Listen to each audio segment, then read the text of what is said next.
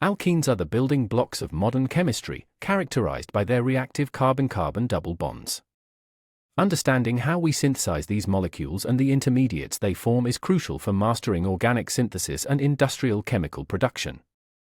By removing specific atoms from a saturated molecule, we can create a double bond. This process, known as elimination, opens the door to creating polymers, pharmaceuticals, and complex organic frameworks used in every aspect of science. Before we master synthesis, we must understand the carbocation. This positively charged carbon intermediate is the heart of many reactions. Its flat, trigonal planar geometry makes it highly reactive and susceptible to attacks from electron-rich species. Not all carbocations are created equal. Stability increases as we move from primary to tertiary. Alkyl groups donate electron density through the inductive effect and hyperconjugation, spreading the positive charge and lowering the overall energy of the intermediate. In the E1 mechanism, the first step is the slow departure of a leaving group. This unimolecular step generates our carbocation intermediate. Because this step is the slowest, it determines the overall rate of the entire chemical reaction. In the second step, a weak base removes a proton from a neighboring carbon. The electrons from that CH bond collapse inward to form the new pi bond, resulting in a stable alkene and completing the elimination process. When multiple alkenes can form, Zaitsev's rule predicts the outcome. The more highly substituted alkene, the one with more alkyl groups attached to the double bond, is typically the major product because it is thermodynamically more stable. Carbocations are dynamic. If a more stable structure can be formed, the molecule will rearrange. In a 1,2 methyl shift, a methyl group moves to the positive carbon, converting a secondary carbocation into a more stable tertiary one. Let's look at a worked example. To dehydrate an alcohol, we use a strong acid like sulfuric acid.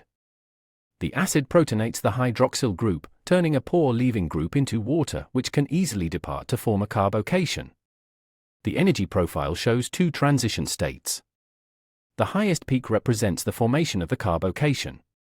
Once the intermediate is formed, the energy barrier to remove the proton and form the alkene is significantly lower.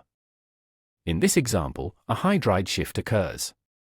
A hydrogen atom, along with its pair of electrons, moves to the positive charge.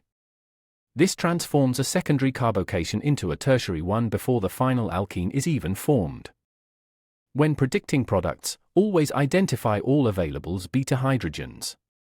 In this case, removing a proton from the internal carbon creates a tri-substituted alkene, which is our major product according to Zaitsev's principles. While E1 proceeds through a carbocation, the E2 mechanism happens all at once. If a strong base is present, it forces the elimination to happen in a single concerted step, bypassing the carbocation intermediate entirely. To summarize, alkene synthesis via E1 involves leaving group departure, checking for carbocation rearrangements to maximize stability, and finally removing a proton to form the most substituted double bond possible. Remember these three rules: stability drives the reaction, rearrangements are common, and the most substituted alkene is your goal. Mastering these allows you to predict the outcome of almost any elimination reaction. Let's test your knowledge.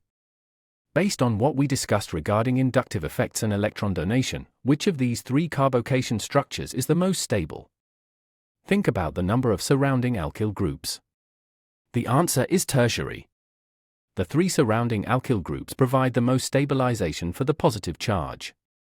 Thank you for joining this lesson on organic mechanisms. Generated by Vision Solve AI.